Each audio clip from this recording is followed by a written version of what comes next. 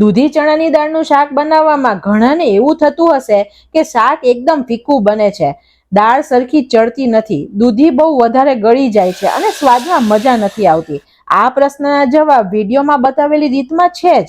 તો આવતા વખતે દૂધી ચણાની દાળનું શાક આ રીતે ચોક્કસ બનાવજો અને બધાના મોઢેથી તમારા વખાણ સાંભળજો. અને વિડીયો પસંદ આવે તો લાઈક આપી રૂપલ્સ ટેસ્ટી ટિપ્સને સબસ્ક્રાઇબ જરૂર કરજો.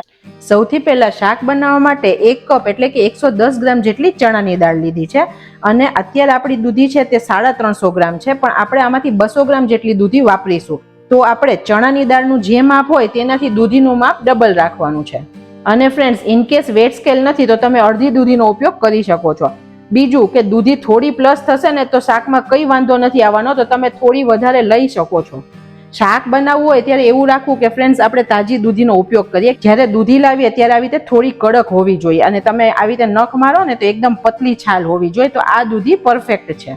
આપણે જ્યારે શાક બનાવવું છે ત્યારે આપણે ચણાની દાળને આવી રીતે કાચી નહીં વાપરી શકીએ, નહીં તો તે ચડશે નહીં. આપણે તેને પલાળવી પડશે. જો નોર્મલ પાણીમાં પલાળશું તો 2 થી 3 કલાક માટે પલાળવી પડશે, પણ જ્યારે આપણે થોડું ફાસ્ટ કામ કરવું છે ત્યારે આપણે આવી રીતે દાળને હુંફાળા ગરમ પાણીમાં પલાળી દીધી છે. આ દાળને આપણે 3 થી 4 વખત પાણીથી ધોઈ દાળ ડૂબે તેટલું ગરમ પાણી લઈ અને અડધી કલાક માટે પલાળી દીધી હતી. તમે જુઓ, દાળ ફૂલીને ઓલમોસ્ટ ડબલ થઈ ગઈ છે અને તમે આવી રીતે હાથેથી તોડશો ને તો તેના 2 કટકા પણ થઈ જાય છે. તો દાળ અત્યારે પરફેક્ટ પલળી ગઈ છે. પલાળેલી દાળનું પાણી કાઢી લઈએ. ફ્રેન્ડ્સ, આ પાણીમાં ઘણીવાર સ્મેલ આવે છે, તો આપણે આ પાણીનો ઉપયોગ શાકમાં નહીં કરીએ. અને ફરીથી એકવાર ચોખ્ખા પાણીથી દાળને ધોઈ લઈશું. દૂધીને આપણે છોલી લઈએ. ઉપરનો ભાગ આપણે કાઢી લેવાનો છે. દૂધી ઘણીવાર અંદરથી કડવી નીકળે છે, તો પહેલા આપણે તેને થોડી ચાખી લેવાની. આપણી દૂધી બરાબર છે તો આપણે તેના કટકા કરી લઈએ. વચ્ચેથી 2 ભાગ કરીએ. હવે આપણે આવી રીતે 2 કટ આપીએ જેથી એક સરખા પીસ થાય દૂધીના.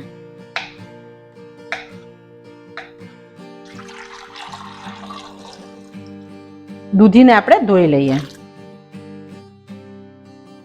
ઘણા બધા લોકો એવું કહેતા હોય છે કે શાક જ્યારે સમારીને ધોઈએ ને ત્યારે તેના ન્યુટ્રિશન તત્વો નાશ પામે છે, પણ ફ્રેન્ડ્સ, અત્યારે આપણે ઓર્ગેનિક શાક તો ખાતા જ નથી.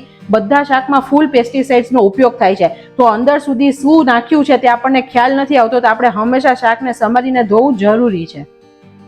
હવે શાક બન્યા પછી બિલકુલ ફીકું ના લાગે તેની માટે એક ચટાકેદાર ચટણી બનાવીએ. 3 કળી લસણ લીધું છે ને 1 ટુકડો આદુ લીધું છે. 1 ચમચી લાલ મરચું લીધું છે. અડધી ચમચી ધાણા જીરું લીધું છે અને 2 પિંચ જેટલું મીઠું એડ કરીએ. બધું આપણે સરસ ટોચી લઈએ. આ સ્પેશિયલ કાઠિયાવાડી લસણની ચટણી બનશે ફ્રેન્ડ્સ. આનાથી શાકનો સ્વાદ બમણો થઈ જશે. 1 ટમેટાને છાલ કાઢીને સમારી લઈએ. શાક ખાતી વખતે છાલ મોઢામાં ના આવે તે માટે આપણે તેની છાલ કાઢી લઈએ છીએ. શાક એકદમ ફટાફટ બને તેની માટે અત્યારે આપણે કુકરમાં બનાવીએ છીએ. આપણે 3 TBSP જેટલું તેલ લઈએ છીએ. ફ્રેન્ડ્સ, જ્યારે શાક કુકરમાં બનાવીએ ત્યારે તે બિલકુલ ફીકું ના લાગે તેની માટે તેલ થોડું પ્લસ મૂકવું પડે. પણ જો તમે ઓછું ખાતા હોય તો તમે ઓછા તેલમાં પણ આ શાક બનાવી શકો છો.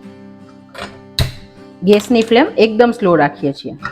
અડધી ચમચી જેટલી રાઈ એડ કરીએ.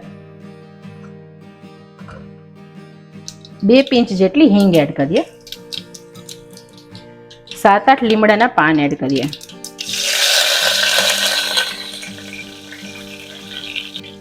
અડધું તમાલપત્ર એડ કરીએ અને 1 સૂકું લાલ મરચું એડ કરીએ. ગેસની ફ્લેમ એકદમ સ્લો રાખવાની છે અને જે લસણની ચટણી બનાવી તે એડ કરીએ અને 2 ચમચી જેટલું પાણી એડ કરીએ. કેમ કે ફ્રેન્ડ્સ, નહીં તો લસણ બળી જાય.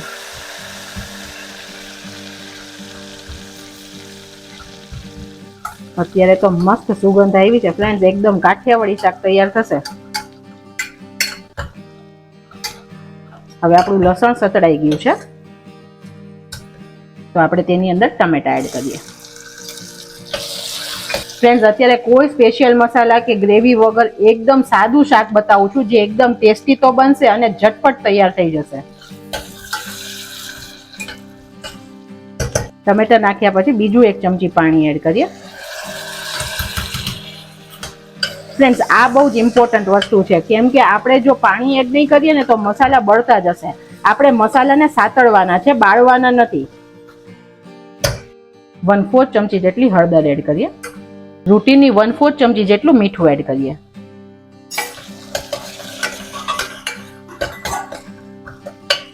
ટમેટા થોડા સોફ્ટ થાય તેટલા થવા દઈએ. ફ્રેન્ડ્સ, તમને એવું થશે કે ખટાશ નાખી તો દૂધી ચડી જશે, પણ દૂધી એકદમ બેસ્ટ ચડી જ જશે, કેમ કે તાજી ને કૂણી છે. દૂધીને આપણે પાણીમાં રાખી ફ્રેન્ડ્સ તો બિલકુલ કાળી પણ નથી પડી. હવે તેનું પાણી નીતારીને તેને એડ કરીએ. દૂધીના પીસ થોડા મોટા રાખવાના, જેથી શાક બને તો દૂધી સરસ દેખાય. તેને મિક્સ કરીએ.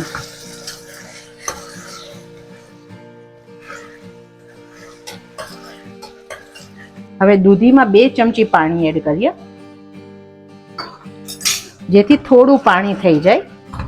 ઢાંકી અને 5 મિનિટ થવા દઈએ. ફ્રેન્ડ્સ, આવું એટલા માટે કરવાનું કે આપણી દાળ છે તે પલાળેલી છે, તો તે જલ્દી કૂક થઈ જશે, અને દૂધી આપણી કાચી છે. જો બંનેને સાથે નાખીએ ને તો દાળ ઝડપથી વધારે ગળી જશે અને દૂધી આખી રહી જશે. તો આપણે દૂધીને પહેલા 20-30% જેટલી ચડાવી દેવાની. 3-4 મિનિટ જેટલો સમય થઈ ગયો છે. આપણે ખોલીને ચેક કરીએ. તમે જુઓ, દૂધી પહેલાથી સોફ્ટ થઈ ગઈ છે. હવે આપણે દાળને એડ કરીએ અને બાકી રહેલા મસાલા કરીએ. બીજું 1 ચમચી જેટલું લાલ મરચું એડ કરીએ. 1 ચમચી જેટલું ધાણા જીરું એડ કરીએ. આપણે 1/4 ચમચી મીઠું પહેલા એડ કર્યું હતું, બીજું 1/4 ચમચી એડ કરીએ. પછી પાછળથી આપણને ટેસ્ટ કરીને જરૂર લાગશે તો એડ કરીશું. 1 પિંચ જેટલો ગરમ મસાલો એડ કરીએ. ગુજરાતી શાક છે તે ગળપણ ખટાશ વાળું ને તીખું હોય છે, તો આપણે 1 ચમચી જેટલો ગોળ એડ કરીએ. તમે ખાંડ પણ એડ કરી શકો છો, અને જો તમને ગળપણ પસંદ નથી તો તમે તેને સ્કીપ પણ કરી શકો છો. હવે બધું સરસ મિક્સ કરીએ. ફ્રેન્ડ્સ, દૂધી ચણાની દાળનું શાક બનાવીએ ને એટલે દાળ અને શાક બંને એકમાં જ આવી જાય, તો આપણી રસોઈ પણ ઓલમોસ્ટ ઓછી થઈ જાય છે. તમે ભાત બનાવી દો અને રોટલી બનાવી દો એટલે આપણી રસોઈ કમ્પ્લીટ. શાકને આપણે 1 થી 2 મિનિટ મસાલા સાથે આવી રીતે સાતળવાનું. ફ્રેન્ડ, શાક કુકરમાં બનાવીએ ત્યારે ફીકું બને તેવી બધાની કમ્પ્લેન હોય છે, તો તેનું મુખ્ય કારણ છે કે આપણે વઘાર કરી, શાક નાખી, પાણી એડ કરીને વિસલ કરી દે. તો એવું ક્યારેય નહીં કરવાનું. શાકને પહેલા મસાલા અને તેલ સાથે પ્રોપર સાતળવાનું, તો તેનો સ્વાદ બહુ જ સરસ આવશે. ફ્રેન્ડ્સ, આપણે દૂધી ચણાની દાળ તો બધા બનાવી છે, પણ એકવાર મારી આ રીતે ટ્રાય કરજો, એકદમ બેસ્ટ શાક બનશે. હવે આવે છે પાણીનો વારો. આપણે 1 કપ જેટલું પાણી એડ કરીએ. ફ્રેન્ડ્સ, ચણાની દાળ હોય ને તે હંમેશા પાછળથી પણ રસાને ઘટ કરે, તો પાણી પહેલા આપણે થોડું સરખું નાખવાનું. શાક થોડું પડ્યું રહેશે ને તો તેમ પણ ઘટ થઈ જશે. બીજું હજી અડધો કપ જેટલું પાણી એડ કરીએ. આ શાક 3 થી 4 લોકો જમી શકે છે, અને આ રસો ભાત અને રોટલી બંને સાથે સરસ લાગશે.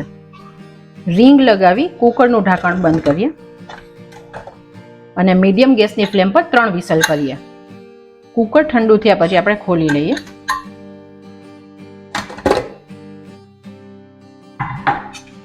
વાવ ફ્રેન્ડ્સ, એકદમ મસ્ત શાક બની ગયું છે. હવે આપણે ચણાની દાળને ચેક કરવાની છે. દૂધી અને ચણાની દાળ ચડ્યા છે કે નહીં તે ચેક કરવા માટે આપણે દબાવીને જોવાનું. જો આવી રીતે મેશ થઈ જાય તો અત્યારે સરસ ચડી ગઈ છે. તમે બીજું જુઓ, આપણે દાળ પલાળી હતી તો કેટલી સરસ આખી દાળ રહી છે. જો દાળ કાચી હોય ને તમે આવી રીતે શાકની વિસલ મારશો ને તો એક તો વિસલ વધારે કરવી પડશે, અને ઉપરથી તે મેશ થઈ જશે પૂરી દાળ. આવી રીતે આખી આખી નહીં દેખાય. તો આ રીતે કરવાથી એકદમ મસ્ત દાળ ચડશે. દૂધી પણ એકદમ સરસ ચડી ગઈ છે. તમે જુઓ, તમે કટકો કરશો ને તો એકદમ આસાનીથી કટકો થઈ જાય છે, તો પ્રોપર ચડી ગઈ છે.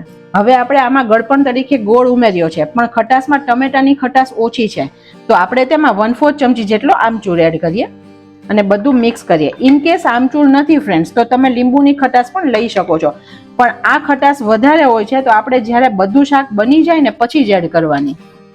આપણે ગેસની ફ્લેમ ચાલુ કરીએ અને મીડિયમથી સ્લો રાખી છે. અત્યારે રસો થોડો પ્લસ છે ફ્રેન્ડ્સ, તો અત્યારે આપણે થોડો રસો બાળી દઈએ. થોડી ચણાની દાળ હોય ને તેને પણ આવી રીતે મેશ કરશો ને તો સરસ રસો ઘટ થઈ જશે. આને ઢાંકીને આપણે 5 મિનિટ માટે થવા દઈએ. 2-3 મિનિટ પછી આપણે ખોલીને ચેક કરીએ. તમે જુઓ, હવે પહેલાથી રસો ઘટ થઈ ગયો છે. ઉપરથી આપણે કોથમીર એડ કરીએ. અન્નપૂર્ણામાની કૃપાથી એકદમ બેસ્ટ શાક બનીને ફ્રેન્ડ રેડી છે.